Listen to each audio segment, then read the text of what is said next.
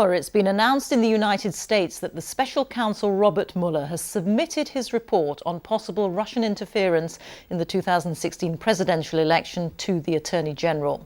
Its conclusions haven't yet been made public, but speculation is rife on what it could contain. Our North America editor John Sopel is at the White House for us now. John. Rita, it's hard to overstate the significance of this day. People have been waiting with anticipation, some trepidation about what the Mueller report might contain. It has now been finally delivered to the Attorney General. And for the past 2 years, the subject of Russia, was there collusion, was there obstruction of justice, has overshadowed Donald Trump's time at the White House. Robert Mueller, a former FBI director, was appointed special counsel almost 2 years ago. But in that time, he's not made a single public comment about his investigation. Mr. Mueller, are you investigating the president? Donald J. Trump! He's been looking into whether there was collusion between the Trump campaign and the Kremlin during the 2016 presidential race. Did Donald Trump know the Russians had hacked Hillary Clinton's campaign and given emails to WikiLeaks to release? Russia, if you're listening, I hope you're able to find the 30,000 emails that are missing. I think you will probably be rewarded mightily by our press. What happened at a Trump Tower meeting in June 2016 between key campaign officials, including Donald Trump Jr., and Russians with links to the Kremlin? And this question: did the president fire the then FBI director James Comey in an attempt to obstruct justice? The president has repeatedly claimed it's a witch hunt. The witch hunt, as I call it, should never have taken place. The entire thing has been a witch hunt. It's a witch hunt, that's all it is. Traitor!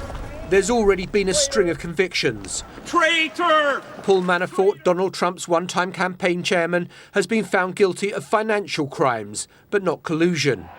Michael Flynn, the president's former national security advisor, pleaded guilty to lying to the FBI about his contacts with Russia. Longtime Trump advisor Roger Stone has been accused of lying to Congress about his efforts to get in touch with WikiLeaks during the 2016 campaign. Michael Cohen, Donald Trump's former lawyer, also made a plea deal with the special counsel and turned on his former boss. Now the new Attorney General, William Barr, has been handed the Mueller report, and it's for him to decide what will be made public. So, John, what happens next?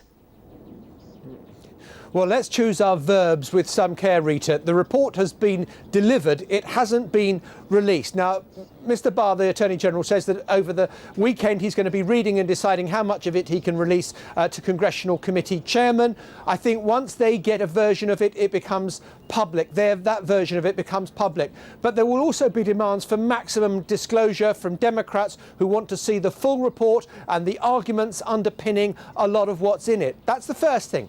The second thing is, and I think this is really significant, there were many people who speculated that when Mueller delivered his final report, there would be a kind of big bang finale, maybe an indictment of Donald Trump Jr., maybe an indictment of Jared Kushner. That has not happened, and that has lifted the mood enormously in the White House, that there is no fresh bombshell disclosure, no new fresh bombshell indictment.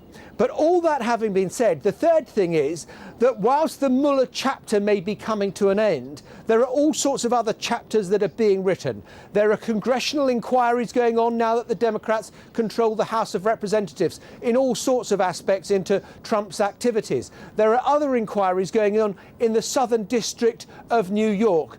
Donald Trump may be able to breathe a bit easier tonight that the Mueller investigation may be over, but there's still a long way to go. Well, to a big moment in American politics now. Tonight, the former FBI director Robert Mueller has completed his investigation into whether the Trump campaign colluded with Russia in the 2016 election. His report was handed to the US Attorney General about an hour ago. None of the report's conclusions have been released yet, but Washington is, of course, abuzz with the question about whether it be enough to bring down a president. This is an NBC News special report. The anticipation has been immense. So too are the implications. And the long-awaited Mueller report has just been submitted.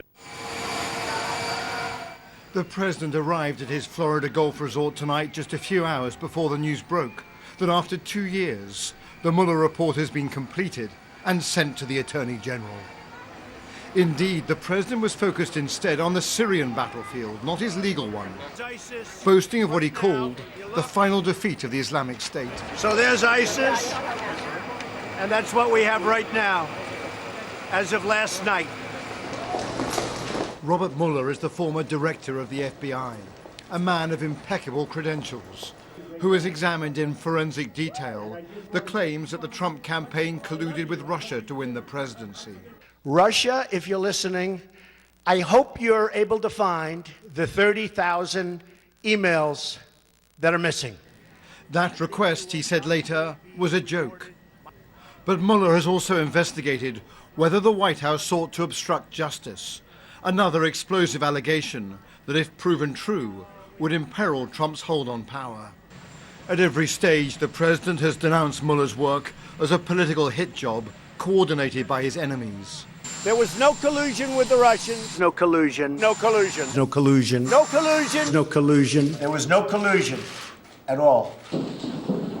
The ultimate question that Mueller has grappled with is whether President Putin seized an opportunity with the Trump candidacy and managed to manipulate the US election, perhaps even using compromising material that was acquired when Trump visited Moscow and when he later explored business opportunities. President Putin, he just said it's not Russia. I will say this, I don't see any reason why it would be. Whatever evidence was found on that front, Mueller has charged over 30 individuals, many in the Trump orbit, including Paul Manafort, a former campaign chairman, and Michael Flynn, a former national security advisor. Great gentlemen, and the weather is beautiful. Tonight, Donald Trump is meeting with Caribbean leaders and has yet to comment on an investigation that has consumed this country and enraged this president. Now the question is what Mueller has uncovered. Does it exonerate Trump, or might it trigger impeachment proceedings?